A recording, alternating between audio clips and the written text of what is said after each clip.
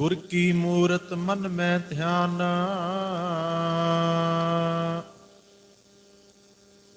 गुर कै शब्द मंत्र मन मान। गुर की चरण हृदय लै तारो, गुर पार सदा नमस्कारो। मत को भरम भुलै संसार,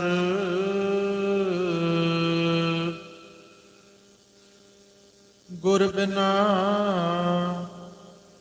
कोई ना उतर सपार। रहाओ। भूले को गुर मार्ग पाया,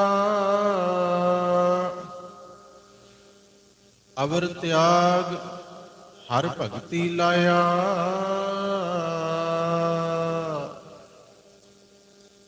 जन आई मेरे साहिब तू मैं मान निमाणी, अरदास करी प्रभ अपने आगे। सुन सुन जीवा तेरी बाणी, पार ब्रह्म हुआ सहाई। कथा तन सुखदाई, गुरपुरे की बाणी। जापे आनंद करो नित प्राणी, बेसुमार अथाह त्यों नानक दास बोले।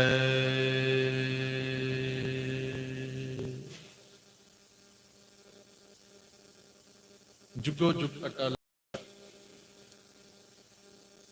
चवर छतर तख्त दे मालक, हाज़र नाज़र सतगुरु दीन दुनी दे पातशाह, लोक प्रलोक दे राखे। बेअंत बख्शिशां दे भंडार, ज्ञान दे अगमी सागर। दसां पातशाहियां प्रमाणिक भगतां, सत्कारित भट्टां गुर सिखां दे स्वरूप।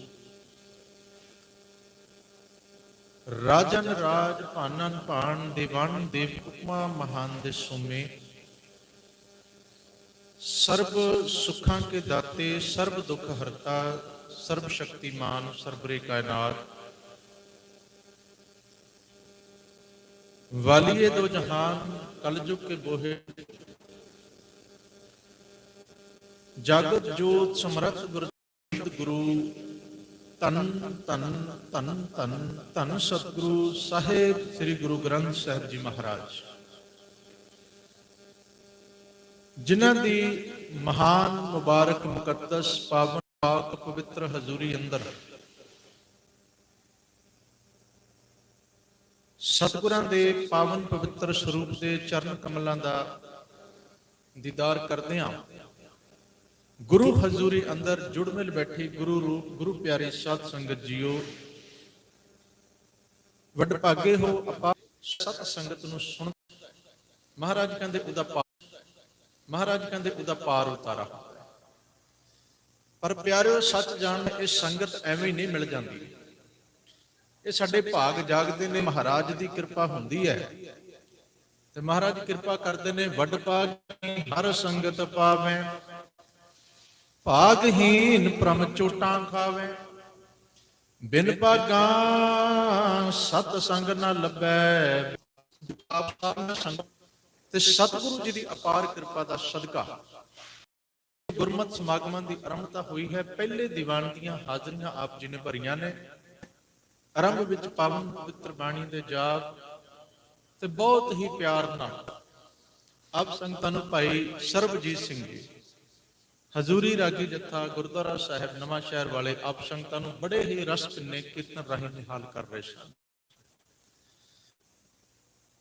उन्होंने आप जी नूं शब्द सरवण करवाया।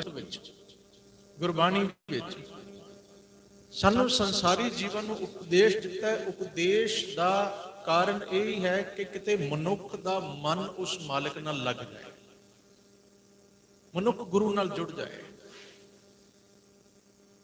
अज भी जो असीं इत्थे बैठे हाँ, उपराला होया किस वास्ते होया? मेरा मन लागा तोहे। थोड़ा जिहा फर्क है कि उत्थे ते मन लग्या होया है, इत्थे मन लाउण वास्ते यतन चल रहा है।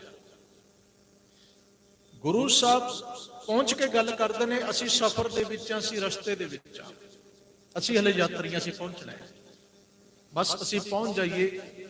ये सारे यतन, ये सुंदर शामियाने, ये सोहनिया लाइटां, ये वड्डे पंडाल, ये सोहने तुहाडे इंतजामात, गुरु के लंगर, किता होया लखां रुपइयां दा खर्चा सफल है, किते मन लगा तो मन लग पाए। दाता मेहर करे। आओ जिन्ना समा आप संगतां दे हुक्म नाल दास नूं प्राप्त होया, कुछ समा आपां भी सतगुरु दीआं बाणीआं कहाणीआं नाल जुड़ीए। सब तो पहला लोड़ है एकाग्रता दी। प्रभ की उस्तत करो संत मीत सावधान एकाग्र ची, मन बिरतियां एकाग्र करो। सतगुरां दे चरनां अंदर दोए कर जोर, अदब सहज झुकाओ शीश, दास नूं बख्शो आशीष। इक्को बार कहण ते गज वज के आखो जी वाहिगुरू जी का खालसा, वाहिगुरू जी की फतेह। जिन्नी वड्डी गिणती च तुसीं बैठे हो, मैनूं उम्मीद नहीं सी भी इन्नी घट आवाज च फतेह आएगी। जां ते लंगर छक के बैठे हो भी हुण ढिड चों आवाज नहीं निकल रही, जां इह लगदा भी हले 2 घंटे होर लगने ने भी किते लंगर मुक्क ही ना जाए, जां ठंडा ही ना हो जाए। आखो सतनाम श्री। ये भी साडी सोच है ना, गुरु मेहर करे। क्योंकि जदों देखो प्यारिओ, तन दा सीधा संबंध मन नाल है, सीधा संबंध। तुहाडा तन तंदुरुस्त है, तुसीं पूरे सही सलामत हो, चढ़दी कला विचों मन अपने आप उमाद दे विच आ जांदा है। निक्की गल नूं भी खुशी नाल उच्ची आवाज़ च प्रगट करदा है। विआह शादियां च निक्की जी गल हुंदी, असीं किन्नी उच्ची बोलदे हां, किन्ना रौला पैंदा, बोलियां, नारे, जकारे, गजारे, पता नहीं की कुछ चलदा है, क्योंकि पूरी तरह चढ़दी कला च। ते हुण यही लग यही रहा वेले मन थोड़ा जिहा ढहिंदी कला च। निराश नहीं होना, ये दाते ने किरपा करनी है सानूं चढ़दी कला च लिजाण वास्ते। समागम ने एक बार फिर पता लग जाए, गुरु का दरबार सजिया, संगतां बैठियां ने, गुरु कीआं बाबाणियां कहानियां चल रही ने, प्रवाह चल रहा है, बाणी दा वहण वह रहा है। इहनूं सुणन वाले, सुणाउण वाले उस बाबे नानक दे सिख पूरे जलाओ विच ने, चढ़दी कला विच ने। आले दुआले सुत्ते भी जाग जाण, फिर तो लवाओ हाजरी, गज वज के आखो जी वाहिगुरू जी का, वाहिगुरू जी की फतेह। सतगुरु गुरु नानक देव महाराज जी ने प्यारिओ सिੱਖੀ ਦੀ ਆਰੰਭਤਾ ਕੀਤੀ है। सिੱਖੀ ਦਾ ਬੂਟਾ ਲਾਇਆ, ਮਾਰਿਆ ਸਿੱਕਾ जगत विच नानक निर्मल पंथ चलाया। इसे निर्मल पंथ नूं तीसरे पातशाह ने आख्या, भगतां की चाल निराली, चालां निराली, भगतां केरी बिखम मार्ग चलना। कहते ध्यान रखियो, मार्ग ते गुरमत है, पर यह सौखा नहीं है, बिखम मार्ग है, सौखा ना समझो। ते बिखम मार्ग के उपर चलण वाले बहुत थोड़े हुंदे ने, विरले हुंदे ने, उन्हां दी भीड़ां नहीं हुंदियां, उन्हां दी भीड़ां नहीं हुंदियां। हैन विरले नाही घने, फैल पकड़ संसार। 10वें पातशाह ने सीधा ही आख दिता, कहते निर्मल पंथ, न्यारा पंथ। ते सतगुरु जी ने की आख्या, कहते जब लग खालसा रह न्यारा, तब लग तेज दियो मैं सारा। निर्मल पंथ, निराली चाल, अगे जाके न्यारा बन गया। उन्हें न्यारा क्यों है, समझना।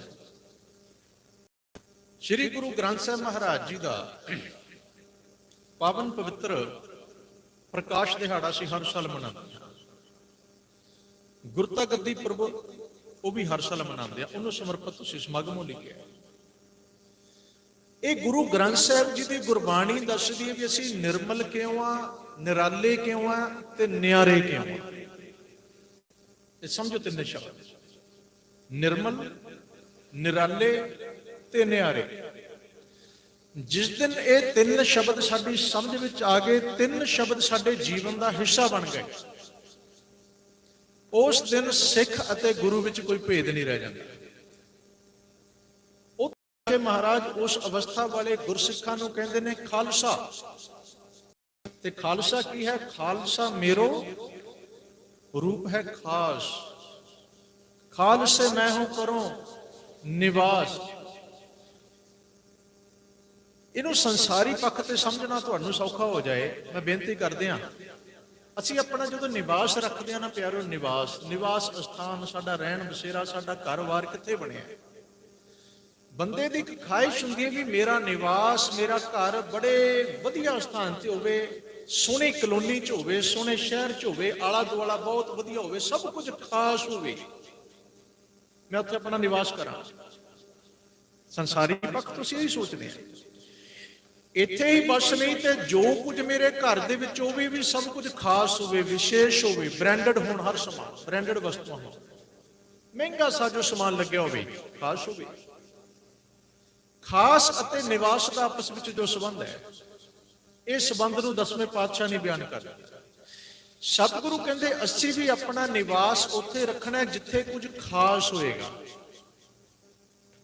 ਜਿੱਥੇ ਖਾਸ ਗੁਰੂ ਕੇ ਉਪਦੇਸ਼ ਨਾਲ, ਗੁਰੂ ਕੀ ਸਿੱਖਿਆ ਨਾਲ। ਗੁਰੂ ਨਾਨਕ ਸਾਹਿਬ ਜੀ ਨੇ 10 ਜਾਮੇ ਧਾਰਨ ਕੀਤੇ, ਸਾਡੇ ਸੰਸਾਰੀ ਜੀਵਾਂ ਦੇ ਭਲੇ ਵਾਸਤੇ ਬਣਾਇਆ। ਉਹਨਾਂ ਨੇ ਸਾਨੂੰ ਆਮ ਤੋਂ ਖਾਸ ਬਣਾਇਆ। ਧਿਆਨ ਦਿਓ, ਸਪਸ਼ਟ ਹੈ ਉਹਨਾਂ ਦੇ ਮਨਾਂ ਵਿੱਚ ਦਸਤਾਰ ਦੀ ਅਹਿਮੀਅਤ ਹੈ। ਬੰਦਾ ਕਿਵੇਂ ਬੰਨ ਲਏਗਾ? ਹਿੰਦੁਸਤਾਨ ਦੇ ਮੂਲ ਨਿਵਾਸੀਆਂ ਨੂੰ, ਹਿੰਦੂਆਂ ਨੂੰ ਤੇ ਉਹ ਕਾਫਰ ਮੰਨਦੇ ਨੇ, ਤੇ ਕਾਫਰ ਦਾ ਅਰਥ ਹੈ ਰੱਬ ਦਾ ਸ਼ਰੀਕ, ਸ਼ਰੀਕੇ ਖੁਦਾ। ਕਹਿੰਦੇ ਇਸ ਬੰਦੇ ਨੂੰ ਤੇ ਸਿਰ ਤੇ ਪੱਗ ਬੰਨਣ ਦਾ, ਦਸਤਾਰ ਬੰਨਣ ਦਾ ਹੱਕ ਹੀ ਕੋਈ ਨਹੀਂ। ਇਹ ਸਾਰੇ ਹੱਕ ਮੁਸਲਮਾਨਾਂ ਨੇ ਖੋਲੇ, ਔਰ ਇੱਥੋਂ ਤੱਕ ਖੋਏ ਕਿ ਹਿੰਦੁਸਤਾਨ ਦੇ ਲੋਕਾਂ ਦੇ ਸਿਰ ਤੋਂ ਦਸਤਾਰ ਉਤਰ ਕੇ ਪੈਰਾਂ ਦੇ ਵਿੱਚ ਰੁਲਣ ਲੱਗ ਪਈ। ਇਹ ਰੁਲਣ ਲੱਗ ਗਈ ਸੀ, ਸੰਭਾਲੀ ਨਹੀਂ ਗਈ ਸੀ। ਦਸਤਾਰ ਦਾ ਵੈਸੇ ਅਰਥ ਇੱਜ਼ਤ ਵੀ ਹੁੰਦਾ ਹੈ। ਗੁਰੂ ਨਾਨਕ ਸਾਹਿਬ ਨੇ ਕਿਰਪਾ ਕੀਤੀ, ਉਹਨਾਂ ਨੇ ਇਹ ਡਿੱਗੀ ਹੋਈ, ਰੁਲਦੀ ਹੋਈ ਪੱਗ ਨੂੰ, ਦਸਤਾਰ ਨੂੰ ਚੁੱਕਿਆ, ਚੁੱਕ ਕੇ ਸਿਰ ਤੇ ਸਜਾਇਆ, ਤੇ ਸਜਾ ਕੇ ਸਦਾ ਵਾਸਤੇ ਇਸ ਦਸਤਾਰ ਨੂੰ ਧਰਮ ਦਾ ਤੇ ਇੱਜ਼ਤ ਦਾ ਇੱਕ ਅੰਗ ਬਣਾ ਦਿੱਤਾ। ਇਹਨੂੰ ਸਾਡੇ ਪਹਿਰਾਵੇ ਦਾ, ਵਰਦੀ ਦਾ ਖਾਸ ਰੂਪ ਬਣਾ ਦਿੱਤਾ। ਇਹ ਗੁਰੂ ਨਾਨਕ ਸਾਹਿਬ ਦੀ ਸਭ ਤੋਂ ਪਹਿਲੀ ਬਖਸ਼ਿਸ਼ ਸੀ ਸਿੱਖਾਂ ਦੀ। ਦਸਤਾਰਧਾਰੀ ਬੰਦਾ ਖਾਸ ਬੰਦਾ ਮੰਨਿਆ ਜਾਣ ਲੱਗ ਪਿਆ। ਸਮਾਂ ਆਇਆ, ਆਪਣੀ ਚਾਲੇ ਚੱਲਿਆ, 10ਵੇਂ ਪਾਤਸ਼ਾਹ ਤੱਕ ਚਲਦਿਆਂ ਚਲਦਿਆਂ ਦਸਤਾਰ ਸਾਡੇ ਕਾਰਾਂ ਵਿੱਚ, ਸਾਡੀ ਰਹਿਤ ਬਹਿਤ ਵਿੱਚ, ਸਾਡੀ ਰਹਿਣੀ ਬਹਿਣੀ ਵਿੱਚ ਸ਼ਾਮਲ ਹੋ ਗਈ। ਔਰ ਐਸੇ ਅਖਾਣ ਬਣ ਗਏ ਵੀ ਜਦੋਂ ਪੱਗਾਂ ਵਾਲੇ ਆ ਜਾਣ, ਗੁਰੂ ਨਾਨਕ ਦੇ ਸਿੱਖ ਆ ਜਾਣ, ਕਹਿੰਦੇ ਬੇਪਰਵਾਹ ਹੋ ਜਾਓ, ਬੇਡਰ ਹੋ ਜਾਓ, ਬੇਖੌਫ ਹੋ ਜਾਓ। ਕਿਉਂ? ਹੁਣ ਇਹ ਗੁਰੂ ਨਾਨਕ ਦੀ ਪੱਗ ਦਸਤਾਰ ਬੰਨਣ ਵਾਲੇ ਨੇ, ਇਹ ਇੱਜ਼ਤਾਂ ਬਚਾਉਣ ਵਾਲੇ ਹਨ, ਇੱਜ਼ਤਾਂ ਰੋਲਣ ਵਾਲੇ ਨਹੀਂ ਆ। ਐਸੀਆਂ ਵਿਚਾਰਾਂ ਦੁਨੀਆ ਨੇ। ਅੱਜ ਤੱਕ ਦੁਨੀਆ ਲੋਹਾ ਮੰਨਦੀ ਹੈ, ਅੱਜ ਵੀ ਬਹੁਤ ਸਾਰੀਆਂ, ਤੁਸੀਂ ਇੱਧਰ ਦੂਸਰੀਆਂ ਸਟੇਟਸ ਵਿੱਚ ਜਾਓ, ਉੱਥੋਂ ਦੇ ਲੋਕ ਇਹ ਮੰਨਦੇ ਨੇ। ਉਹ ਸ਼ਾਮ ਵੇਲੇ ਕਦੇ ਉਹਨਾਂ ਦੀ ਧੀ ਭੈਣ ਬੱਚੀ ਦੂਰ ਦਰਾਡੇ ਤੋਂ ਕੱਲੀ ਕਹਿ ਰਹੀ ਕੰਮ ਕਰ ਕਰਕੇ ਵਾਪਸ ਆਵੇ, ਉਹ ਇੱਕ ਗੱਲ ਸਪਸ਼ਟ ਕਹਿੰਦੇ ਨੇ, ਬੇਟਾ ਕੋਈ ਸਰਦਾਰ ਜੀ ਮਿਲ ਜਾਣ, ਉਹਨਾਂ ਦੀ ਗੱਡੀ ਟੈਕਸੀ 'ਚ ਬੈਠ ਜਾਏ, ਕਿਸੇ ਹੋਰ ਬੰਦੇ ਨਾਲ ਨਹੀਂ ਬੈਠਣਾ। ਕੋਈ ਸਤਨਾਮ निर्मल पंथ इन्हों कहते हैं, न्यारा पंथ। सरदार जी पे भरोसा करना, किसी दूसरे पे मत करना। बहुत सारी ये गुरु नानक दे न्यारे पंथ ते निर्मल पंथ की निशानी है। हुण ये चीज़ां साडे च आईयां कित्थों ने? मैं बेनती करा, ये चीज़ां आईयां साडे चों श्री गुरु ग्रंथ साहिब महाराज जी की गुरबाणी। गुरु ग्रंथ साहिब जी के अंदर प्यारिओ सच जानना इन्ना वड्डा, इन्ना अनमोल खजाना है। पूरी दुनिया के ग्रंथ इकट्ठे कर लो, पूरी दुनिया का ज्ञान इकट्ठा कर लो, तुहानू ऐसा खजाना कितों नहीं मिलेगा, कितों नहीं मिलेगा। सतगुरु नानक देव महाराज जी ने जो प्रचार दौरे आरंभ किए, जिथे जिथे महाराज गए, उन्होंने एक चीज सांझी वंडी, सबनों वंडी। एक दात सबनों दे के है। कोई चोर सी, कोई ठग सी, कोई लुटेरा सी, कोई साधु सी, कोई मौलवी है, कोई काजी है, कोई जोगी है, सन्यासी है, तपस्वी है, ब्रह्मचारी है, नाथ है, कुछ भी है, एक दात सबनों इको ही दिती है। और ध्यान दे, मैं नाल थोड़ी जी बेनती कर लेता। सतगुरु ने कदे भी किसी जगह ते जाके किसी ने कोई धागा, तवीत, मौली, जंतर मंत्र कुछ नहीं वंडिया, कुछ नहीं वंडिया। की दिता? सतगुरु जिथे गए प्यारे सबना नूं शब्द दिंदे रहे ने, सबना नूं बाणी दिंदे रहे। महाराज जी दे सन्मुख सज्जन ठग बैठा, कहते सज्जना बाणी पढ़ तेरा रूह कटिया जाएगा। हिंदुस्तान के सारे तीर्थां ते महाराज गए, जिथे भी कोई भेखी कपटी कर्म मिलिया, गुरु नानक साहब बाणी नाल उहदा भरम कटदे रहे। वली कंधारी आया बाणी सुणांदे ने, मलक भागो आया शब्द उचारदे ने, जगन्नाथपुरी जाते हैं बाणी उचारते हैं, सिद्धा कोल जाते हैं बाणी उचारते हैं, मक्के गए मदीने गए गुरु नानक साहब शब्द की दात बनते हैं। चौथे पातशाह ने इस गल को इंज आख्या, कहते मैं गुरबाणी आधार है गुरबाणी लाग रहा हूं, मेरी जिंदगी का आधार गुरबाणी है, मैं गुरबाणी नाल ही लग्या रहना चाहता, मैनू जीवन बाणी चों मिलता है, मेरी जिंदगी बाणी नाल चलती है। चौथे पहले पातशाह ने जो प्रचार दौरा आरंभ किया, इतिहासकार कहते हैं सब तो पहला केस जो महाराज ने सॉल्व किया वो दीपालपुर पिंड का एक कोड़ी है जी। उस कोड़ी को जो उपदेश महाराज ने दिता धनासरी राग के अंदर दर्ज है। वो शब्द तुसीं बहुत बारी हुक्मनामे दे विच भी सुनते हो। की है? धनासरी महला पहला, जियो तपत है बारो बार, तप तप खपै बहुत बेकार, जय तन बाणी विसर जाए, ज्यों पक्का रोगी विल लाए। ਇਹ ਉਸ ਦੀਪਾਲਪੁਰ ਦੇ ਬਾਰ-ਬਾਰ ਝੁੱਗੀ 'ਚ ਰਹਿਣ ਵਾਲੇ ਕੋੜੀ ਨੂੰ ਸੰਬੋਧਿਤ ਹੋ ਕੇ ਉਚਾਰਿਆ ਸ਼ਬਦ ਹੈ। ਕਹਿੰਦੇ ਬੰਦਿਆ ਤੇਰੀ ਇਹ ਹਾਲਤ, ਤੇਰੇ ਤਨ ਦਾ ਰੋਗ, ਤੇਰੇ ਮਨ ਦੀ ਚਿੰਤਾ, ਤੇਰੇ ਮਨ ਦੇ ਅੰਦਰ ਬੈਠਾ ਪਰਮ ਇਸ ਗੱਲ ਦੀ ਪ੍ਰਤੱਖ ਗਵਾਹੀ ਭਰ ਰਿਹਾ, ਤੂੰ ਬਾਣੀ ਤੋਂ ਸ਼ਬਦ ਤੋਂ ਪੂਰੀ ਤਰ੍ਹਾਂ ਟੁੱਟ ਚੁੱਕਾ ਹੈ। ਕਿਸੇ ਸਮੇਂ ਇਹ ਬੰਦਾ ਜੀ ਮਹਿਲਾਂ ਵਿੱਚ ਰਹਿੰਦਾ ਸੀ, बड़ा ਇਹਦੇ ਕੋਲ ਧਨ ਦੌਲਤ ਸਰਮਾਇਆ ਪੂੰਜੀ ਵੱਡਾ ਆਰ ਪਰਿਵਾਰ, ਪਰ ਸਮੇਂ ਨੇ ਗੇੜ ਖਾਦਾ, ਅੱਜ ਝੁੱਗੀ ਚੌਂਪੜੀ ਚ ਆ ਗਿਆ, ਕੋੜ ਦੇ ਰੋਗ ਨਾਲ ਪੀੜਤ ਹੋ ਗਿਆ। ਮਹਾਰਾਜ ਨੇ ਇਹਦੇ ਤਨ ਇਹਦੇ ਮਨ ਦੀ ਹਾਲਤ ਤੱਕੀ। ਮਹਾਰਾਜ ਕਹਿੰਦੇ ਤੇਰੇ ਰੋਗਾਂ ਦਾ ਕਾਰਨ ਹੈ ਜੈ ਤਨ ਬਾਣੀ ਵਿਸਰ ਜਾਏ, ਜਿਉਂ ਪੱਕਾ ਰੋਗੀ ਬਿਲ। ਅਰੇ ਸੱਚੀ ਬਾਤ ਹੈ, ਅੱਜ ਵੀ ਜਿਸ ਇਨਸਾਨ ਨੂੰ ਗੁਰੂ ਭੁੱਲਦਾ ਬਾਣੀ ਭੁੱਲਦੀ ਹੈ, ਮਹਾਰਾਜ ਕਹਿੰਦੇ ਉਹਦੇ ਮਨ ਦੇ ਅੰਦਰ ਪਤਾ ਨਹੀਂ ਕਿੰਨੇ ਰੋਗ ਸ਼ੁਰੂ ਹੋ ਜਾਂਦੇ, ਕਿੰਨੇ ਤਰ੍ਹਾਂ ਦੇ ਦੁੱਖਾਂ ਸਹਿੰਸਿਆਂ ਸ਼ੰਕਿਆਂ ਦੇ ਵਿੱਚੋਂ ਨਿਕਲਦਾ ਹੈ। ਜ਼ਿੰਦਗੀ ਬੁਰੀ ਤਰ੍ਹਾਂ ਭਟਕ ਜਾਂਦੀ ਹੈ, ਜੀਵਨ ਭਰਮਾਂ ਵਿੱਚ ਪੈ ਜਾਂਦਾ, ਕਿੰਨੇ ਤਰ੍ਹਾਂ ਦੇ ਡਰ ਪਖੰਡ ਉਸ ਬੰਦੇ ਨੂੰ ਘੇਰ ਲੈਂਦੇ, ਮਨ ਦੀ ਭਟਕਣਾ ਸ਼ੁਰੂ ਹੁੰਦੀ ਹੈ। ਤੇ ਭਟਕਦਾ ਹੋਇਆ ਇਨਸਾਨ ਉਹਨੂੰ ਜਿੱਥੇ ਵੀ ਕੋਈ ਰਾਹ ਦੱਸਦਾ ਉੱਥੇ ਹੀ ਟੱਕਰ ਜਾ ਕੇ ਮਾਰਦਾ, ਲੱਭੇ ਕੁਝ ਨਾ ਗੱਲ ਵੱਖਰੀ ਹੈ। ਤੇ ਮੈਂ ਦੂਜੀ ਬੇਨਤੀ ਕਰਾਂ, ਆਪਾਂ ਲੋਕ ਇੱਕ ਗੱਲ ਤਕਰੀਬਨ ਸਾਡੇ ਸਾਰਿਆਂ ਨਾਲ ਸਾਂਝੀ ਜੀ ਚੱਲਦੀ ਹੈ ਵੀ ਜੇ ਅਸੀਂ ਦੁਖੀ ਬਹੁਤ ਆ। ਮੈਂ ਧਿਆਨ ਦਿਓ, ਬੰਦਾ ਦੁਖੀ ਹੁੰਦਾ ਕਿਉਂ? ਦੁੱਖ ਕਿਉਂ ਵਿਆਪਦੇ? ਬਾਣੀ ਦਾ ਇਹ ਮੰਨਣਾ ਹੈ ਕਿ ਜਿਸ ਦਿਨ ਬੰਦਾ ਰੱਬ ਨੂੰ ਭੁੱਲਦਾ, ਦੁੱਖ ਉਸੇ ਦਿਨ ਸ਼ੁਰੂ ਹੋ ਜਾਂਦੇ। ਹਰ ਵਿਸਰਤ ਸਦਾ ਖੁਆਰੀ, ਪਰਮੇਸ਼ਰ ਤੇ ਭੁੱਲਿਆ ਵਿਆਪਨ ਸਭੇ। ਹੁਣ ਦੁੱਖ ਮਿਟਦੇ ਕਿਵੇਂ ਨੇ? ਮਹਾਰਾਜ ਨੇ ਫਿਰ ਬਾਣੀ ਦੀ ਗੱਲ, ਕਹਿੰਦੇ ਬੰਦਿਆ ਦੁੱਖ ਲੱਗ ਗਏ, ਰੋਗ ਲੱਗ ਗਏ, ਸੰਤਾਪ ਲੱਗ ਗਏ, ਅੱਜ ਵੀ ਤੇਰੇ ਕੋਲ ਮੌਕਾ, ਘਬਰਾ ਨਾ। ਹਲੇ ਵੀ ਤੂੰ ਕਿਤੇ ਇਸ ਸੱਚ ਦੇ ਸ਼ਬਦ ਨੂੰ, ਬਾਣੀ ਨੂੰ ਸੁਣ ਲੈ। ਦੁੱਖ ਰੋਗ ਸੰਤਾਪ ਉਤਰੇ ਸੁਣੀ ਸੱਚੀ ਬਾਣੀ। ਜਿਸ ਦਿਨ ਬਾਣੀ ਨਾਲ ਜੁੜੋਗੇ, ਤੁਹਾਡਾ ਮਨ ਬਾਣੀ ਨੂੰ ਸੁਣਨ ਲਈ ਤਿਆਰ ਹੋਏਗਾ, ਮਹਾਰਾਜ ਕਹਿੰਦੇ ਦੁਨੀਆ ਦੀ ਕੋਈ ਤਾਕਤ ਤੁਹਾਡੇ ਦੁੱਖ ਰੋਗ ਨੂੰ ਕੱਟਣ ਤੇ ਹਟਾਉਣ ਤੋਂ ਮਿਟਾਉਣ ਤੋਂ ਰੋਕ ਨਹੀਂ ਸਕਦੀ। ਮੇਰੇ ਘਟਨਾ ਯਾਦ ਆਈ, 3 ਕੁ ਮਹੀਨੇ ਪਹਿਲਾਂ ਮੇਰੇ ਆਪਣੇ ਨਾਲ ਵਾਪਰੀ ਹੈ, ਮੈਂ ਤਾਂ ਬੇਨਤੀ ਕਰਨ ਲੱਗਾ। ਹੋ ਸਕਦਾ ਤੁਹਾਡੇ ਚੋਂ ਕਿਸੇ ਨੇ YouTube ਤੇ ਸੁਣੀ ਵੀ ਹੋਵੇ। ਅੰਬਾਲੇ ਦੇ ਨੇੜੇ ਇੱਕ ਬੀਬੀ ਰਹਿੰਦੀ ਹੈ ਜੀ, ਹਿੰਦੂ ਪਰਿਵਾਰ ਦੇ ਵਿੱਚ ਜੰਮੀ ਪਲੀ ਹੈ। ਉਹਨੂੰ ਇੱਕ ਰੋਗ ਲੱਗ ਗਿਆ ਕੈਂਸਰ ਦਾ। ਕੈਂਸਰ ਹੋ ਗਿਆ ਲੱਤ ਵਿੱਚ, ਪੈਰ ਤੋਂ ਸ਼ੁਰੂ ਹੋਇਆ ਲੱਤ ਤੱਕ ਪਹੁੰਚ ਗਿਆ। ਉਹਦੇ ਨਾਲ ਫਿਰ ਘਟਨਾ ਘਟੀ। ਦੇਖੋ ਮੈਂ ਇੱਕ ਹੋਰ ਬੇਨਤੀ ਕਰਦਿਆਂ ਪਿਆਰੇ, ਜਦੋਂ ਵੀ ਦੁੱਖ ਆਉਂਦਾ ਹੈ, ਦੁੱਖ ਸਾਡੇ ਭਲੇ ਵਾਸਤੇ ਹੁੰਦਾ, ਹਮੇਸ਼ਾ ਨੋਟ ਕਰਨਾ। ਕੈਸਾ ਵੀ ਦੁੱਖ ਆ ਜਾਏ, ਸਰੀਰ ਦਾ ਆ ਜਾਏ, ਮਨ ਦਾ ਆ ਜਾਏ, ਆਰਥਿਕ ਆ ਜਾਏ, ਕੋਈ ਵੀ ਦੁੱਖ ਆ ਜਾਏ, ਦੁੱਖ ਦਾ ਅਰਥ ਹੈ ਰੱਬ ਨੇ ਤੁਹਾਨੂੰ ਯਾਦ ਕੀਤਾ। ਫਿਰ ਸਤਿਨਾਮ ਸ਼੍ਰੀ, ਤੁਹਾਨੂੰ ਰੱਬ ਨੇ ਯਾਦ ਕੀਤਾ। ਭਾਵ ਗੁਰੂ, ਦੂਸਰੇ ਲੋਟ ਨਹੀਂ ਮੈਂ ਕਹਿ ਰਿਹਾ ਵੀ ਤੁਹਾਨੂੰ ਸੱਦਾ ਆ ਗਿਆ, ਗੁਰੂ ਨੇ ਸਾਡੇ ਤੇ ਕਿਰਪਾ ਕੀਤੀ, ਕਿਉਂਕਿ ਦੁੱਖ ਹਮੇਸ਼ਾ ਕੀ ਬਣਦਾ? ਦੁੱਖ ਦਾਰੂ। ਤੇ ਅਗਲਾ ਸ਼ਬਦ ਕੀ ਹੈ ਜੀ? ਸੁਖ।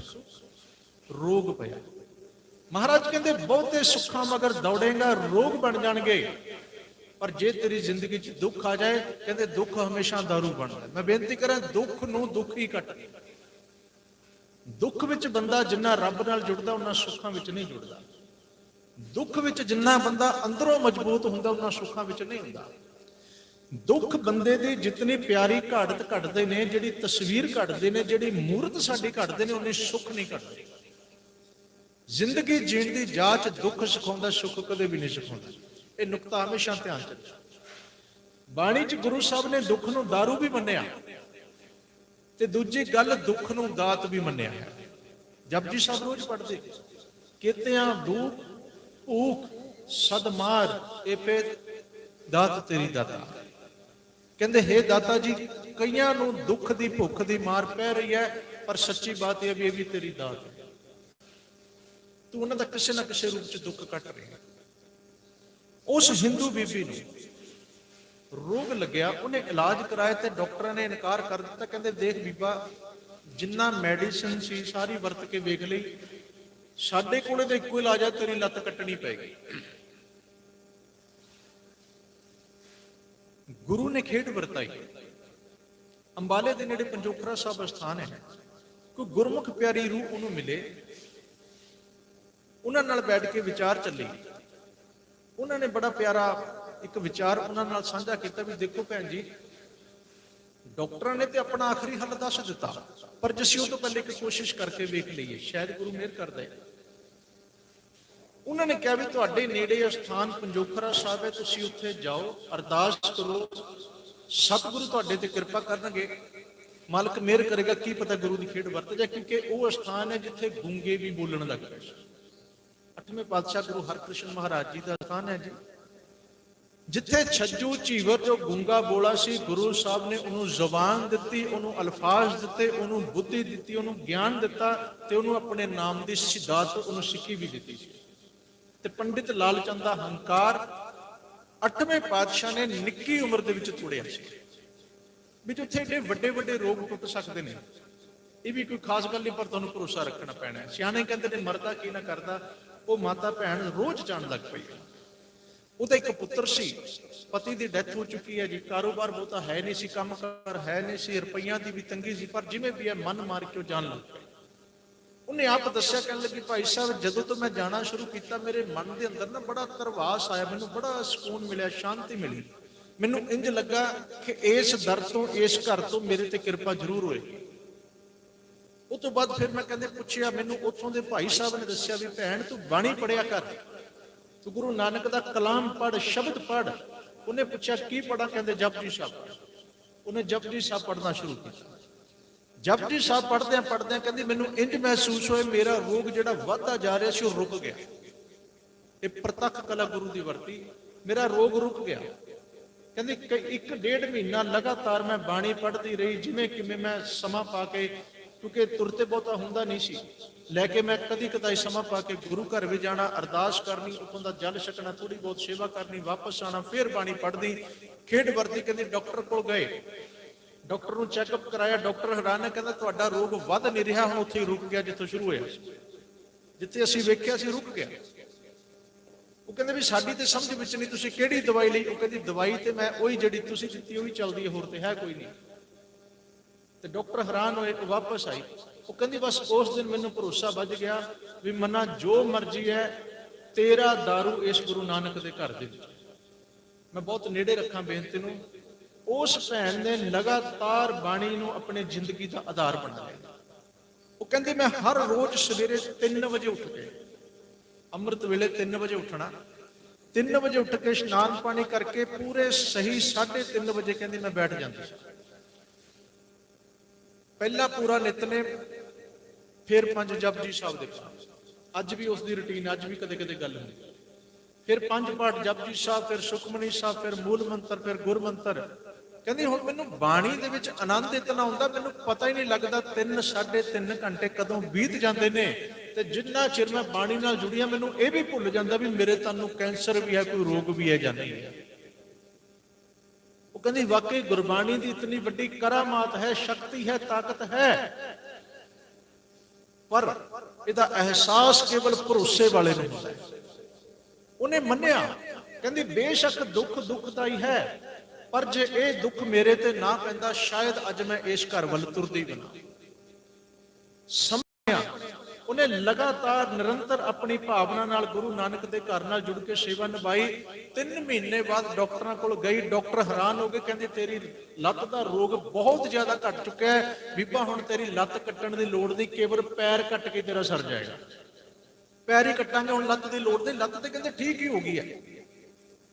ਉਹ ਕਹਿੰਦੀ ਮੈਂ ਫੇਰ ਅਰਦਾਸ ਕੀਤੀ, ਮੈਂ ਗੁਰੂ ਘਰ ਗਈ, ਕਹਿੰਦੀ ਮੈਂ ਅਰਦਾਸ ਕੀਤੀ ਵੀ ਦਾਤਾ ਜੇ ਪੈਰ ਹੀ ਕੱਟਿਆ ਗਿਆ ਬੰਦੇ ਦੀ ਜ਼ਿੰਦਗੀ ਕਿਸ ਗੱਲ ਦੀ ਰਹਿ ਗਈ, ਪੈਰ ਹੀ ਕੱਟਿਆ ਗਿਆ, ਮੈਂ ਕਿਵੇਂ ਤੁਰਾਂਗੀ, ਕਿਵੇਂ ਜਾਵਾਂਗੀ, ਤੇਰੇ ਕੋਲ ਕਿਵੇਂ ਆਵਾਂਗੀ, ਮੈਂ ਉਪਾਜ ਬਣ ਜਾਵਾਂਗੀ।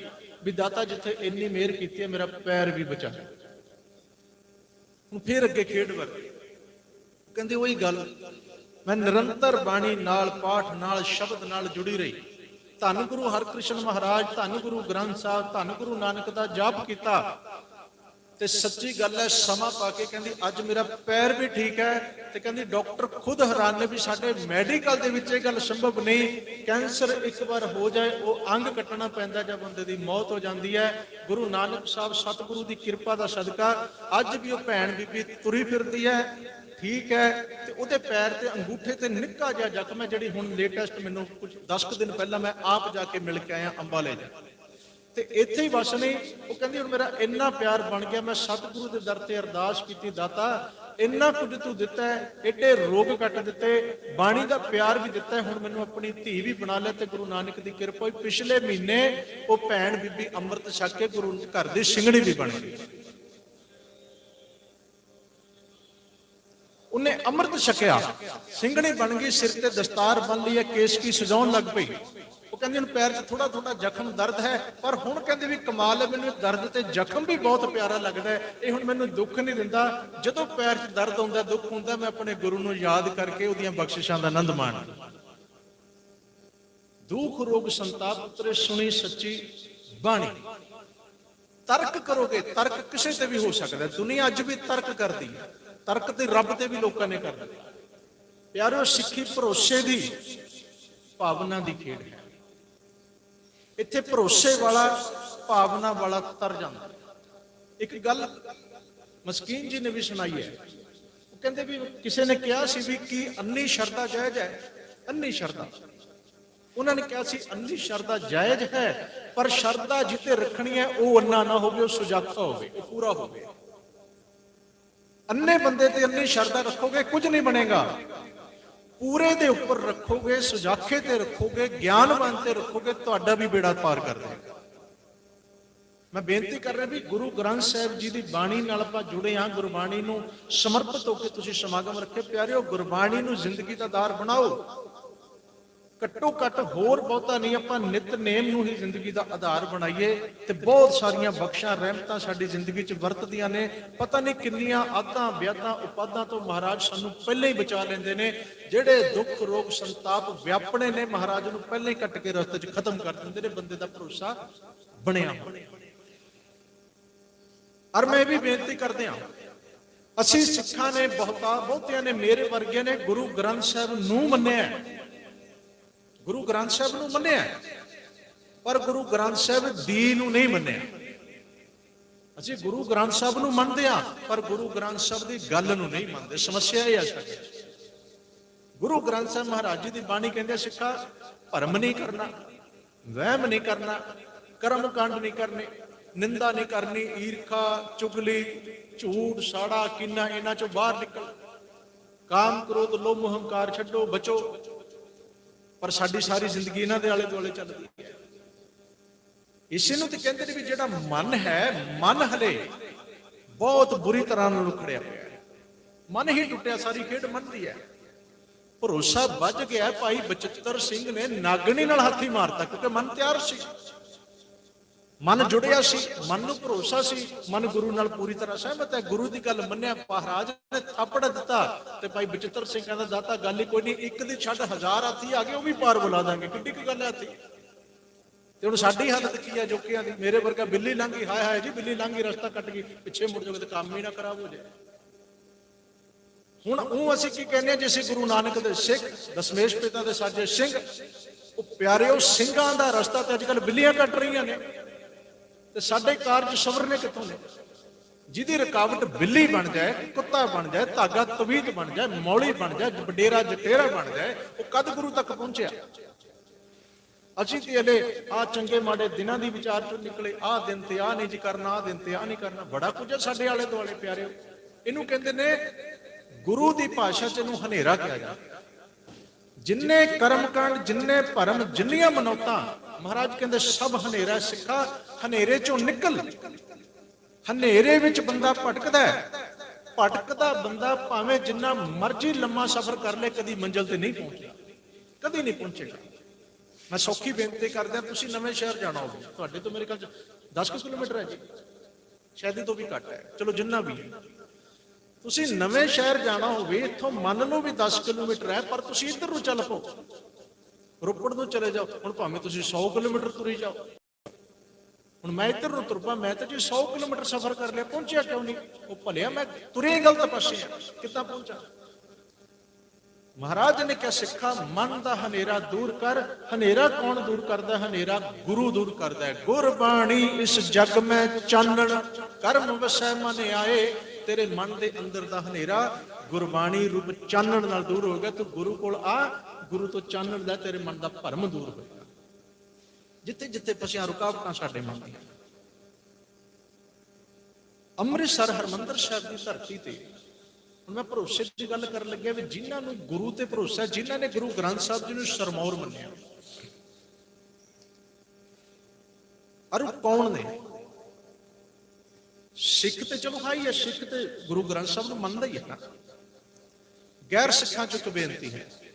ਅੰਮ੍ਰਿਤਸਰ ਦੀ ਧਰਤੀ ਤੇ ਕਈ ਸਾਲ ਪਹਿਲਾਂ ਸ੍ਰੀ ਗੁਰੂ ਗ੍ਰੰਥ ਸਾਹਿਬ ਮਹਾਰਾਜ ਜੀ ਦੇ ਇੱਕ ਵੱਡੇ ਦਿਹਾੜੇ ਦੇ ਉੱਪਰ ਬਹੁਤ ਵੱਡਾ ਇਕੱਠ ਹੋਇਆ। ਕਹਿੰਦੇ ਉਹ ਇਕੱਠ ਕਈ ਲੱਖਾਂ ਦੇ ਵਿੱਚ ਸੀ। ਉਸ ਇਕੱਠ ਦੇ ਵਿੱਚ ਹਿੰਦੂ ਵੀ ਪਹੁੰਚੇ, ਮੁਸਲਿਮ, ਜੈਨੀ, ਬੋਧੀ, ਸਾਰੇ ਸਰਬ ਧਰਮ ਦੇ ਲੋਕ ਪਹੁੰਚੇ। ਹਜ਼ਰਤ ਨਿਜ਼ਾਮੁਦੀਨ ਔਲੀਏ ਦੇ ਕੁਝ ਪੀਰ, ਉਹਨਾਂ ਨੂੰ ਮੰਨਣ ਵਾਲੇ, ਉਹ ਪਹੁੰਚੇ। ਉਹਨਾਂ ਨੇ ਇੱਕ ਗੱਲ ਉੱਥੇ ਦਾਅਵੇ ਨਾਲ ਕਹੀ, ਕਹਿੰਦੇ ਅੱਜ ਸਾਰਾ ਸੰਸਾਰ ਭਰਮ ਚ ਹੈ, ਭੁੱਲਿਆ ਹੋਇਆ। ਕਿਉਂ? ਕਹਿੰਦੇ ਸਮਝ ਨਹੀਂ ਹੈ। ਤੇ ਪੁੱਛਿਆ ਕਿਵੇਂ ਦੂਰ ਹੋਏ? ਕਹਿੰਦਾ ਜਿਸ ਦਿਨ ਸਾਰੇ ਸੰਸਾਰ ਨੂੰ ਸਮਝ ਆਏਗੀ, ਇਹਦਾ ਭਰਮ ਦੂਰ ਹੋਏਗਾ, ਸਾਰਾ ਸੰਸਾਰ ਇੱਕੋ ਗੱਲ ਤੇ ਸਹਿਮਤ ਹੋ ਜਾਏਗਾ ਕਿ ਜੇਕਰ ਸਮਸਤ ਸੰਸਾਰ ਦਾ ਗੁਰੂ ਹੋ ਸਕਦਾ ਤੇ ਕੇਵਲ ਸ੍ਰੀ ਗੁਰੂ ਗ੍ਰੰਥ ਸਾਹਿਬ ਮਹਾਰਾਜ ਹੋ ਸਕਦਾ, ਇਹ ਤੋਂ ਬਿਨਾਂ ਦੂਜਾ ਗੁਰੂ ਕੋਈ ਨਹੀਂ ਹੋ ਸਕਦਾ। ਇਹ ਗੱਲ ਕੌਣ ਕਹਿ ਰਿਹਾ? ਮੁਸਲਮਾਨ ਕਹਿ ਰਹੇ ਨੇ। ਉਹਨਾਂ ਨੇ ਵੀ ਕਿਉਂ? ਔਰ ਮੈਂ ਬੇਨਤੀ ਕਰ ਰਿਹਾ, ਕੇਵਲ ਐਵੇਂ ਨਹੀਂ ਜ਼ਬਾਨੀ ਕਲਾਮੀ ਪਿਆਰਿਓ, ਉਹਨਾਂ ਨੇ ਗੁਰਬਾਣੀ ਨੂੰ ਪੜ੍ਹਿਆ, ਉਹਨਾਂ ਨੇ ਗੁਰਬਾਣੀ ਨੂੰ ਸਮਝਿਆ ਹੈ। ਉਹਨਾਂ ਨੂੰ ਪਤਾ ਹੈ ਵੀ ਜੇ ਸਰਬ ਸਾਂਝੀਵਾਲਤਾ ਦਾ ਉਪਦੇਸ਼ ਜੋ ਸਾਰੇ ਸੰਸਾਰ ਨੂੰ ਸ਼ਾਂਤੀ, ਠੰਡ ਪ੍ਰਦਾਨ ਕਰ ਸਕਦਾ ਹੈ, ਉਹ ਕੇਵਲ ਗੁਰੂ ਗ੍ਰੰਥ ਸਾਹਿਬ ਮਹਾਰਾਜ ਜੀ ਦੇ ਵਿੱਚ। ਮੈਂ ਇੱਕ ਬੇਨਤੀ ਹੋਰ ਕਰਾਂ, ਸ੍ਰੀ ਗੁਰੂ ਗ੍ਰੰਥ ਸਾਹਿਬ ਮਹਾਰਾਜ ਜੀ ਨੂੰ ਸਿੱਖ ਜਗਤ ਸਤਿਕਾਰ ਦਿੰਦਾ, ਅਸੀਂ ਗੁਰੂ ਮੰਨਦੇ ਹਾਂ। ਖੂਬੀਆਂ ਕੀ ਨੇ? ਅਸੀਂ ਕਹਾਂਗੇ ਜੀ ਗੁਰੂ ਗ੍ਰੰਥ ਸਾਹਿਬ ਦੀ ਵਿਚਾਰੀ ਬਾਣੀ ਹੈ, 10 ਪਾਤਸ਼ਾਹਾਂ ਦੀ ਜੋਤ ਹੈ, ਇਹ ਤੇ ਹੈ ਹੀ ਹੈ। ਅਗਰ ਤੁਸੀਂ ਸਾਰੇ ਸੰਸਾਰ ਨੂੰ ਇਸ ਕਲਾਵੇ ਵਿੱਚ ਲੈਣਾ ਹੈ, ਏਕਤਾ ਦੇ ਸੂਤਰ ਚ ਪਰੋਣਾ ਹੈ, ਸ੍ਰੀ ਗੁਰੂ ਗ੍ਰੰਥ ਸਾਹਿਬ ਮਹਾਰਾਜ ਵਾਹਿਦ ਕੇਵਲ ਜਗਤ ਵਿੱਚ ਇੱਕ ਐਸੇ ਗੁਰੂ ਨੇ ਜਿਨ੍ਹਾਂ ਦੇ ਅੰਦਰ ਦੂਸਰੇ ਧਰਮਾਂ ਦੇ ਭਗਤਾਂ ਦੀ ਵੀ ਬਾਣੀ ਦਰਜ ਹੈ। ਸ੍ਰੀ ਗੁਰੂ ਗ੍ਰੰਥ ਸਾਹਿਬ ਜੀ ਹੀ ਇੱਕ ਐਸੇ ਗੁਰੂ ਹਨ, ਜਿੱਥੇ ਪ੍ਰਕਾਸ਼ ਹੁੰਦਾ ਉੱਥੇ ਨਿਸ਼ਾਨ ਝੁਲਦਾ ਹੈ। ਸ੍ਰੀ ਗੁਰੂ ਗ੍ਰੰਥ ਸਾਹਿਬ ਮਹਾਰਾਜ ਜੀ ਹੀ ਐਸੇ ਗੁਰੂ ਹਨ ਜਿਨ੍ਹਾਂ ਨੂੰ ਇਹਨਾਂ ਦੇ ਬਾਨੀਆਂ ਨੇ ਆਪਣੇ ਹੱਥੀਂ ਆਪਣੀ ਹਯਾਤੀ ਵਿੱਚ ਆਪਣੇ ਆਪ ਕਰ ਕਮਲਾਂ ਦੁਆਰਾ ਲਿਖਿਆ ਹੈ। ਇਹ ਸੁਣ ਸੁਣਾ ਕੇ ਲਿਖਿਆ ਗ੍ਰੰਥ ਨਹੀਂ ਹੈ। ਸ੍ਰੀ ਗੁਰੂ ਗ੍ਰੰਥ ਸਾਹਿਬ ਮਹਾਰਾਜ ਜੀ ਹੀ ਐਸੇ ਗੁਰੂ ਹਨ ਜਿਨ੍ਹਾਂ ਨੂੰ ਕਿਸੇ ਦੇਸ਼ ਦੀ ਸਰਵੋਤਮ ਅਦਾਲਤ ਸੁਪਰੀਮ ਕੋਰਟ ਨੇ ਲਿਵਿੰਗ ਗੁਰੂ ਦਾ ਦਰਜਾ ਦਿੱਤਾ ਹੈ। ਦੁਨੀਆ 'ਚ ਕਿਸੇ ਗ੍ਰੰਥ ਨੂੰ ਹਾਸਲ ਨਹੀਂ ਹੈ। ਕਿਉਂ? ਕਿਉਂਕਿ ਉਹਨਾਂ ਨੇ ਵੀ ਮੰਨ ਲਿਆ ਵੀ ਜੋ ਕੀਮਤੀ ਸੁਨਹਿਰੀ ਉਪਦੇਸ਼ ਸ੍ਰੀ ਗੁਰੂ ਗ੍ਰੰਥ ਸਾਹਿਬ ਮਹਾਰਾਜ ਜੀ ਵਿੱਚ ਹਨ, ਉਹ ਪੂਰੇ ਸੰਸਾਰ ਵਿੱਚ ਨਹੀਂ ਹਨ। ਹਾਲਾਂਕਿ ਸਾਰੇ ਧਰਮ ਸਤਿਕਾਰਯੋਗ ਨੇ, ਸਾਰੇ ਗ੍ਰੰਥ ਵੀ ਸਤਿਕਾਰਯੋਗ, ਆਪਣੀ ਆਪਣੀ ਵਿਚਾਰਧਾਰਾ ਹੁੰਦੀ ਹੈ। ਪਰ ਜੇਕਰ इस्लाम धर्म के ग्रंथ पढ़ोगे कि केवल इस्लामी पैगंबरां दी बाणी है। रामायण पढ़ो, गीता पढ़ो, उत्थे उही बाणी है। पर जो गुरु ग्रंथ साहब जी पढ़ते हो, तुहानू प्यारिओ इत्थों फिर भगत कबीर के भी दर्शन होंगे, इत्थों बाबा फरीद जी के भी दर्शन होंगे, इत्थे नामदेव जी, इत्थे रविदास जी, इत्थे सैन जी, इत्थे सदना जी, इत्थे मैं दूजी भाषा च बेनती करा किरत वल्लों पूरे तुहानू चमार दे भी, सुनियार दे भी, लोहार दे भी, कसाई दे भी, सदने दे भी, इत्थे कपड़े रंगण संगण वालियां दे भी दर्शन होंगे, इत्थे पीपा जी दे भी दर्शन होंगे, भीखन जी दे भी दर्शन होंगे। किवें होणगे? वो शरीर करके नहीं होणगे, उन्हां दी जोत करके दर्शन, उन्हां दे हिरदे दी भावना करके दर्शन। बाबा चरणजीत सिंह सफरी, चरण सिंह जी सफरी, उन्होंने एक कलाम लिखा, कविता लिखिया, 4 लाइनां बड़ियां सोहणियां। वो कहंदे किते असीं इस गल नूं समझ लईए, ये गुरु नानक साहब बाबे ने कलाम सानूं किन्ना प्यारा दिता। ਇਹਦੇ ਅੰਦਰ ਦੇਖੋ ਕਿੰਨੀਆਂ ਖੂਬਸੂਰਤ ਰਹਿਮਤਾਂ ਮਹਾਰਾਜ ਨੇ ਵਰਤਾਈਆਂ। ਉਹ ਆਪਣੀ ਕਵਿਤਾ ਦੀਆਂ ਚੰਦ ਸਤਰਾਂ ਲਿਖਿਆ, ਇਹ ਧੁਰ ਕੀ ਬਾਣੀ ਆਈ ਏ ਜਿਨ ਸਗਲੀ ਚਿੰਤ ਮਿਟਾਈ ਏ, ਸੂਰਜ ਰਸ਼ਨਾਉਂਦਾ ਦੁਨੀਆ ਨੂੰ ਇਹਦੀ ਹਿਰਦਿਆਂ ਵਿੱਚ ਰੁਸ਼ਨਾਈ ਏ। ਇਸ ਗੁਰੂ ਗ੍ਰੰਥ ਦੀ ਜੋਤੀ ਵਿੱਚ ਦਿਸਦਾ ਪ੍ਰਤੱਖ ਨਜ਼ਾਰਾ ਹੈ, ਇੱਕ ਸਫੇ ਤੇ ਨਾਨਕ ਬੈਠਾ, ਦੂਜੇ ਰਵਿਦਾਸ ਪਿਆਰਾ ਹੈ। इत्थे सोने वांगू उगड़ियां सब लिखतां शेख फरीद दियां, इत्थे कलियां बन के महक रही सदने दी पाक उम्मीद भी आ। इत्थे रब बराबर मिलिया है सनम कबीर जुलाहे नू, इत्थे नाम देवते भीखन भी बैठा है खटके लाहे नू। इत्थे सैन नाई भी उधर गया, इत्थे रुतबा पाया धन्ने ने। ਇਹਦੇ ਇੱਕ ਇੱਕ ਸੁੰਦਰ ਅੰਗ ਤੇ ਬਿਖਰੇ ਹੀਰੇ ਮੋਤੀ ਪੰਨੇ ਨੇ। ਜਦ ਮਨ ਚਿਤ ਲਾ ਕੇ ਸੁਣੇ ਕੋਈ ਗੁਰਨਾਵੇਂ ਦਿਆਂ ਸ਼ਲੋਕਾਂ ਨੂੰ, ਤਦ ਲੱਭਦਾ ਰਾਹ ਹਕੀਕਤ ਦਾ ਕਲ ਯੁਗ ਦੇ ਭੁੱਲੜੇ ਲੋਕਾਂ ਨੂੰ। ਜੀਵਨ ਨਹੀਂ ਮਿਲਣਾ ਬਾਰ ਬਾਰ, ਜ਼ਿੰਦਗੀ ਜੀਵਨ ਨਹੀਂ ਮਿਲਣਾ ਬਾਰ ਬਾਰ, ਨਾ ਸਫਰੀ ਵਕਤ ਗਵਾਇਆ ਕਰ, ਗੁਰਬਾਣੀ ਹਰਦਮ ਪੜਿਆ ਕਰ, ਗੁਰਬਾਣੀ ਹਰਦਮ ਗਾਇਆ ਕਰ, ਗੁਰਬਾਣੀ ਹਰਦਮ ਪੜਿਆ ਕਰ, ਗੁਰਬਾਣੀ ਹਰਦਮ ਗਾਇਆ ਕਰ। ਚਰਨ ਸਿੰਘ ਸਫਰੀ, ਜ਼ਿੰਦਗੀ ਬੜੀ ਕੀਮਤੀ ਹੈ। ਇਹ ਗੱਲ ਗੁਰੂ ਗ੍ਰੰਥ ਸਾਹਿਬ ਮਹਾਰਾਜ ਜੀ ਨੇ ਹਰ ਅੰਗ ਤੇ ਲਿਖੀ। ਮਾਨਸ ਜਨਮ ਦੁਲੰਭ ਹੈ, ਹੋਏ ਨਾ ਬਾਰੈ ਬਾਰ, ਜਿਉ ਬਨ ਫਲ ਪਾਕੇ ਭੋਏ ਗਿਰੈ, ਬਹੁਰ ਨਾ ਲੱਗੈ। ਬੰਦਿਆ ਮਨੁੱਖੀ ਜਾਮਾ ਕੀਮਤੀ, ਇਹਨੂੰ ਸੰਭਾਲ, ਇਹਨੂੰ ਭੰਗ ਦੀ ਪਵਾਈ ਨਾ ਗਵਾ ਲੈ। ਗੁਰੂ ਨਾਨਕ ਸਾਹਿਬ ਦੇ ਸਨਮੁਖ ਬਾਬਰ ਬੈਠਾ ਹੈ। ਹੁਣ ਬਾਬਰ ਉਸ ਵਕਤ ਹਿੰਦੁਸਤਾਨ ਤੇ ਹਮਲਾ ਕਰਕੇ ਬਾਦਸ਼ਾਹ ਬਣ ਗਿਆ। ਹੁਣ ਜਿਹੜਾ ਬਾਦਸ਼ਾਹ ਹੁੰਦਾ ਨਾ, ਉਹਨੂੰ ਬੜਾ ਨਸ਼ਾ ਹੁੰਦਾ ਆਪਣੀ ਹਕੂਮਤ ਦਾ, ਆਪਣੀ ਤਾਕਤ ਦਾ। ਐਸਾ ਨਹੀਂ ਹੋ ਸਕਦਾ ਵੀ ਬੰਦਾ ਬਾਦਸ਼ਾਹ ਵੀ ਹੋਵੇ ਤੇ ਹੰਕਾਰੀ ਵੀ ਨਾ ਹੋਵੇ।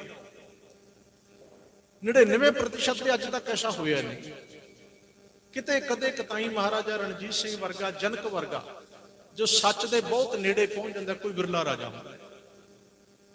ਬਾਬਰ ਨੇ ਗੁਰੂ ਨਾਨਕ ਸਾਹਿਬ ਨੂੰ ਜਦੋਂ ਕੈਦਖਾਨੇ ਵਿੱਚ ਪਾਇਆ, ਤੁਰੰਤ ਉਹਨੂੰ ਪਤਾ ਲੱਗਾ ਵੀ ਕੈਦਖਾਨੇ ਵਿੱਚ ਕੋਈ ਰੱਬੀ ਰੂਹ, ਕੋਈ ਦਰਵੇਸ਼, ਕੋਈ ਰੱਬ ਦਾ ਪਿਆਰਾ ਵੀ ਕੈਦ ਕਰ ਰਿਹਾ। ਕਹਿੰਦਾ ਵੀ ਬੁਲਾਓ।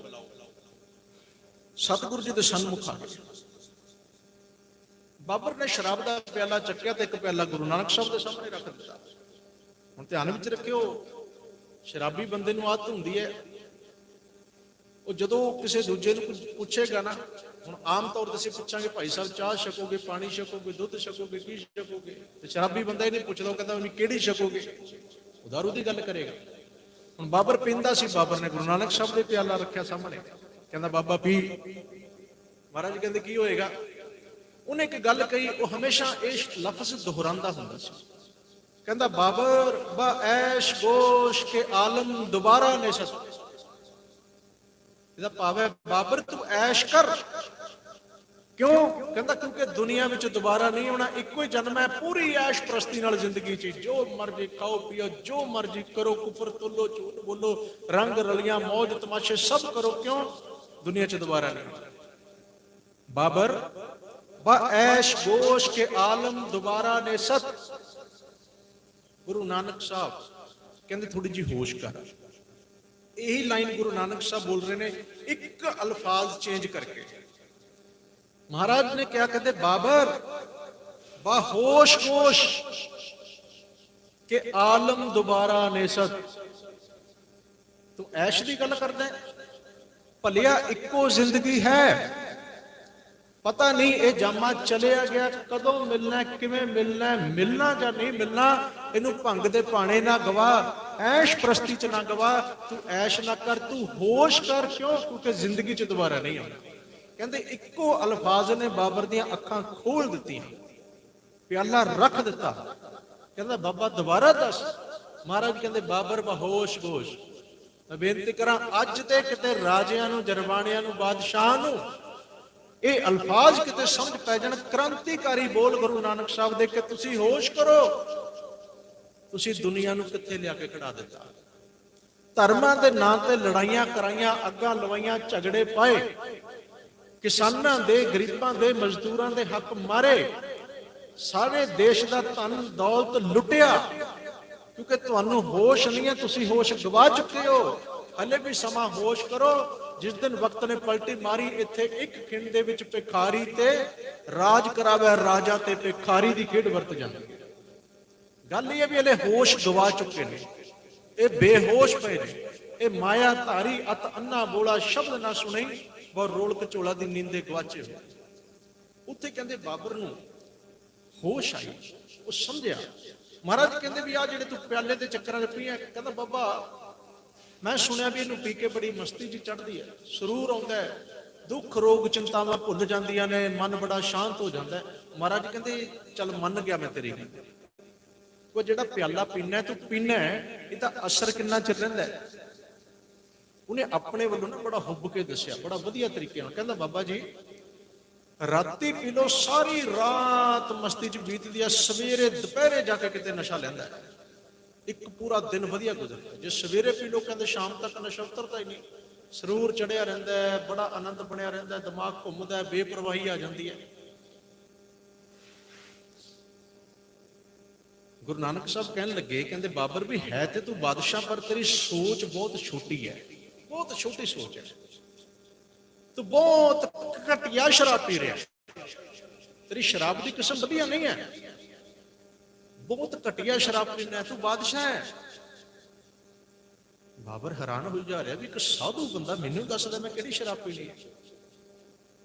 मैं एक बेनती करदा भी सच्ची गल है भी सानू साधुआं दीयां गल्लां ना दुनिया नूं सही सही गल है प्यारिओ, कई कई साल सानू समझ नहीं आउंदी, कई साल लंघ जाते हैं, कई बार सदियां लंघ जांदियां ने, पता लगता भी जिहड़ी गल फलाने समय ते फलाना दरवेश रब दा प्यारा कोई गुरु पीर औलिया पैगंबर कह गया, ਉਹਦੇ अर्थ अज पता लगे ने जदों ਉਹਨੂੰ गए ਨੂੰ भी 150-200 साल। सच्ची गल है जी, कहते एक पागल ते एक संत, इन्हां दोवां नाल आम बंदे दा छेती छेती तालमेल नहीं बैठदा। पागल बंदा इन्ने नीवें पत्थर की गल करता साडे पैरां थल्लों निकल जाती है, संत बंदा इन्नी उच्ची गल करता साडे सिर तो लंघ जाती है, पल्ले दोनों दी नहीं पैंदी। ਉਹਨੂੰ ਤੇ ਪਾਗਲ ਕਿਹਾ ਹੀ ਕਿਹਾ, ਜਿਹਦੀ ਪੈਰਾਂ ਥੱਲੇ ਲੰਘੀ, ਹੁਣ ਆਪਣੇ ਵਰਗੇ ਨੇ ਸੋਚਿਆ ਦੀ ਸਿਰ ਤੋਂ ਲੰਘੀ ਵੀ ਪਾਗਲ ਹੀ ਹੈ, ਕਾਹਦਾ ਸੰਤ ਹੈ, ਇਹਦੀ ਪੱਲੇ ਪਈ ਨਾ ਉਹਦੀ ਪੱਲੇ ਪਈ।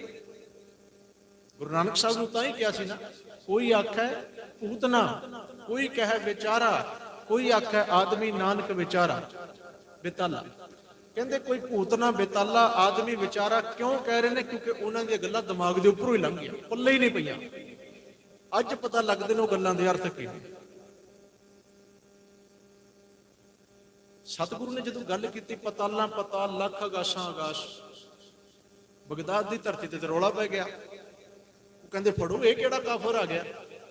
साडे मुहम्मद साहब ने 7 पताल 7 आकाश की गल की, लखां की गल करी जांदा, काफर है ये तो मुहम्मद साहब ने झूठा पा रहा है,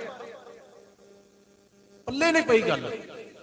वो महाराज ने कहा भी मैं तुहाडे मुहम्मद साहब नूं गलत नहीं कह रहा, उन्होंने 7 दिसे, उन्होंने 7 आखे, मैनू लख दिसे मैं लख आखे, वो अपनी जगह सच्चे मैं अपनी जगह सच्चा। नजरिए की गल है ना। हुण मैनू इत्थों इत्थे तक मेरी नजर है, मैं कहांगा जी आ मैनू तो इत्थे तक दिसदा कि है ही कुछ नहीं।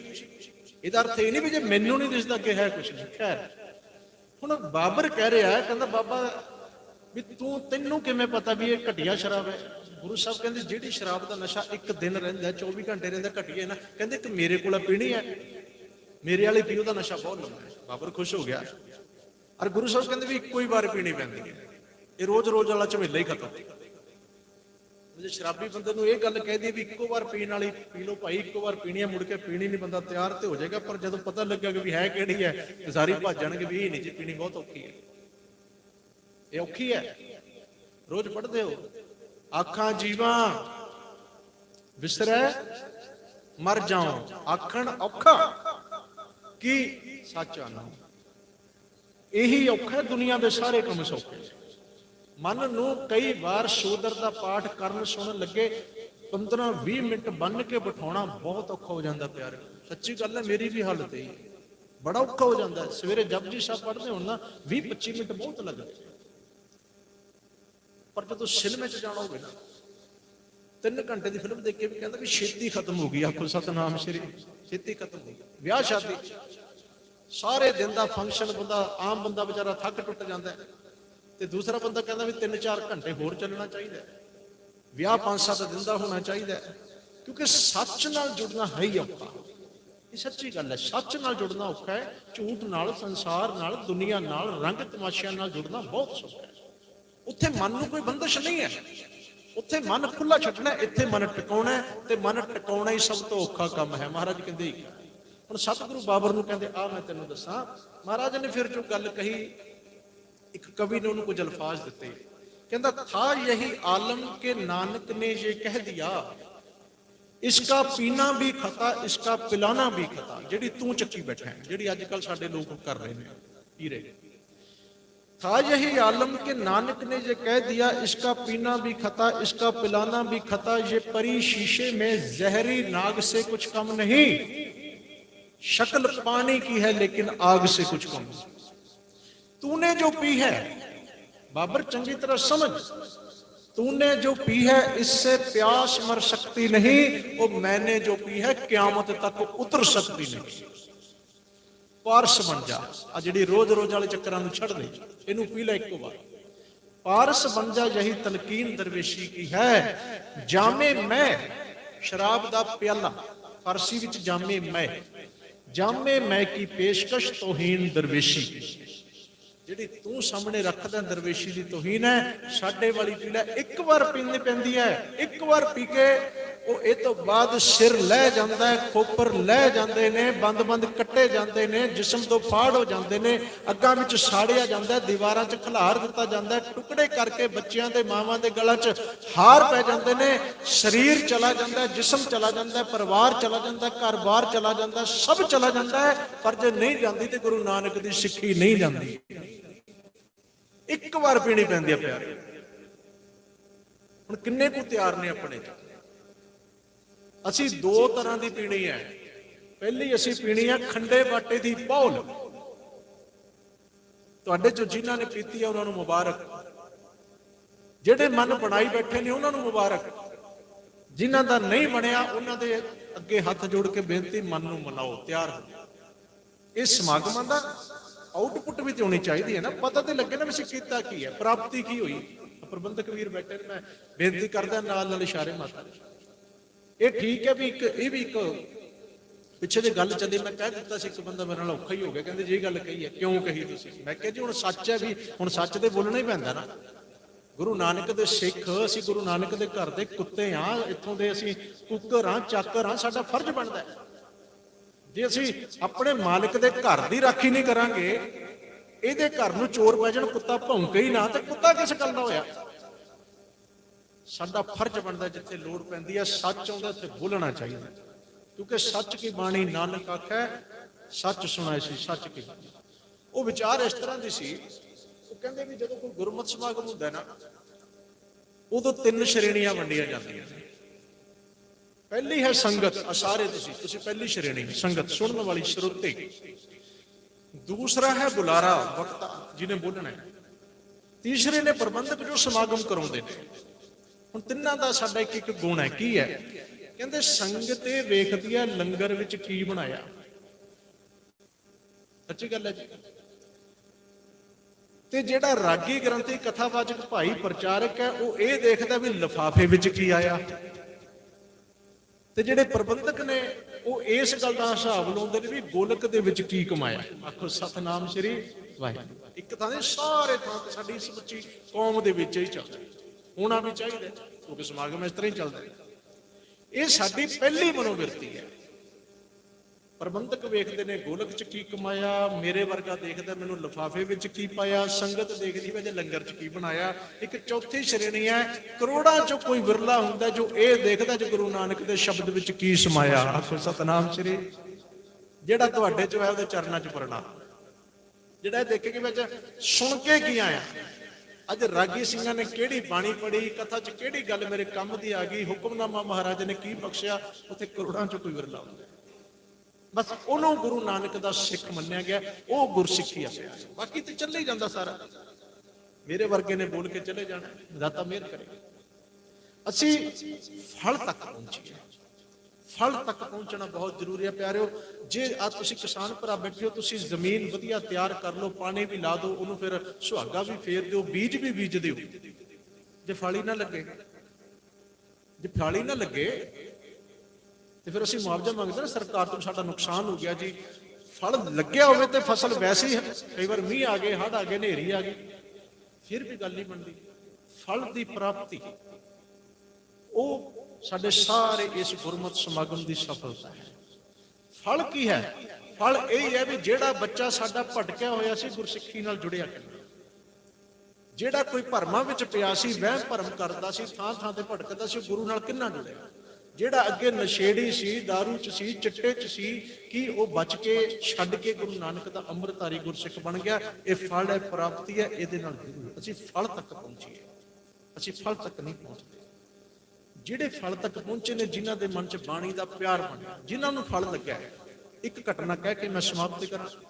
ਬਹੁਤ ਹੀ ਸਤਿਕਾਰਯੋਗ ਜੱਥਾ ਭਾਈ ਅਮਰਜੀਤ ਸਿੰਘ ਜੀ ਪਟਿਆਲੇ ਵਾਲੇ ਸਾਥੀ ਸਿੰਘਾਂ ਸਮੇਤ ਪਹੁੰਚ ਗਏ ਨੇ, ਇਹਨਾਂ ਨੂੰ ਜੀ ਆਇਆਂ ਕਹਿੰਦੇ।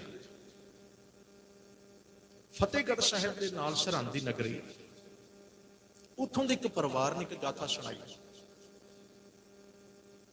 ਭੈਣ ਜੀ ਨੇ ਕਿਹਾ ਵੀ ਭਾਈ ਸਾਹਿਬ ਮੇਰੇ ਘਰਦਿਆਂ ਦੇ ਨਾ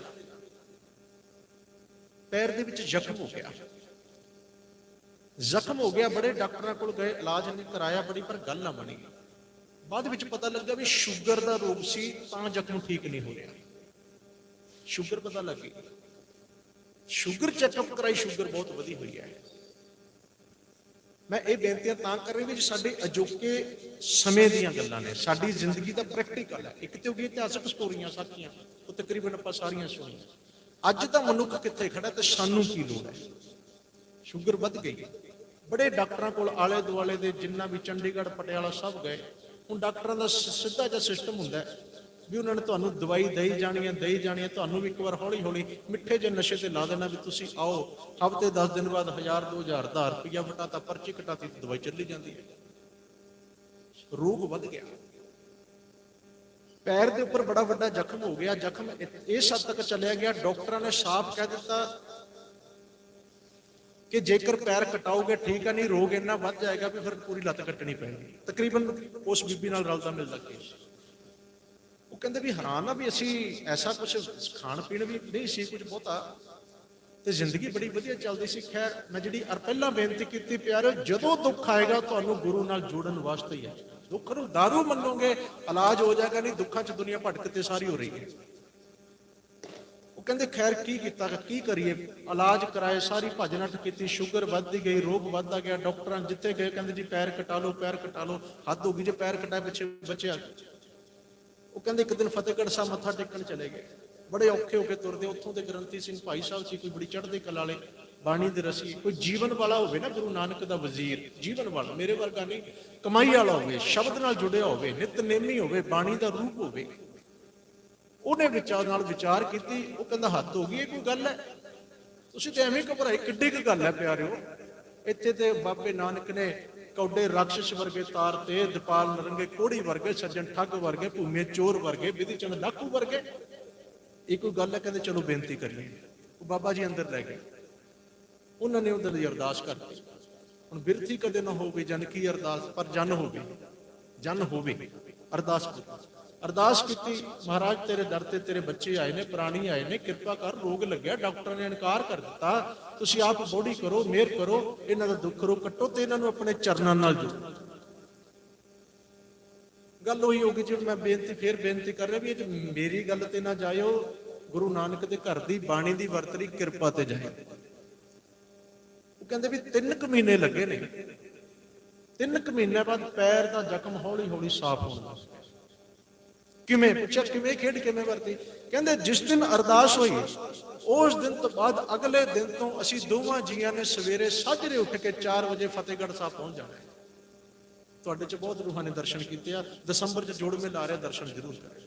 4 ਵਜੇ ਫਤਿਹਗੜ੍ਹ ਸਾਹਿਬ ਪਹੁੰਚਦੇ ਆ ਔਰ ਉੱਥੇ ਜਾ ਕੇ ਫਿਰ ਸਭ ਤੋਂ ਪਹਿਲਾਂ ਨਿਤਨੇ ਬਾਣੀਆਂ ਦਾ ਜਾਪ, ਫਿਰ ਜਿੰਨਾ ਹੋ ਸਕਦਾ ਲੰਗਰ ਦੇ ਵਿੱਚ ਸੇਵਾ ਭੈਣ ਜੀ ਨੇ ਕਰ ਲੈਣੀ, ਵੀਰ ਨੇ ਬਹਿ ਜਾਣਾ ਜਾਂ ਉਹਨੇ ਬਾਣੀ ਪੜ੍ਹੀ ਜਾਣੀ।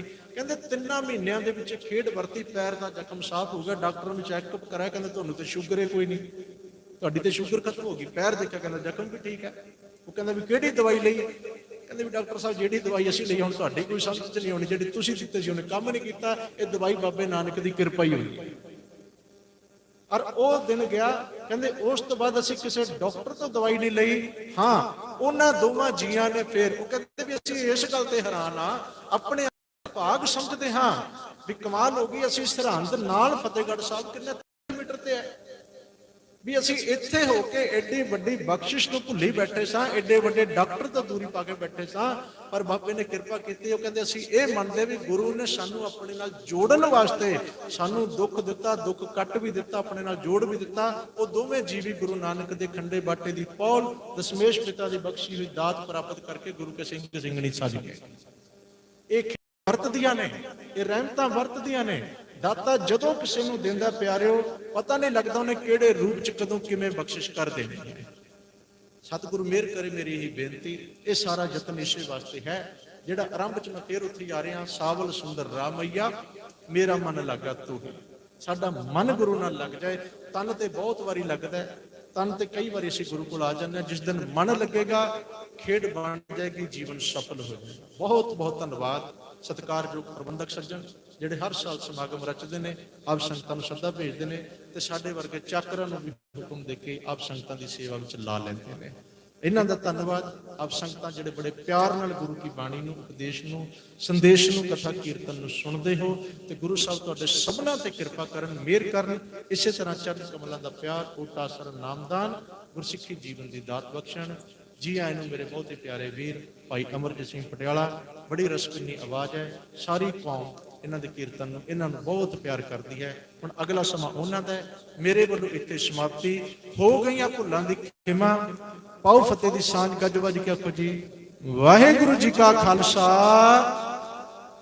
ਵਾਹਿਗੁਰੂ ਜੀ ਕੀ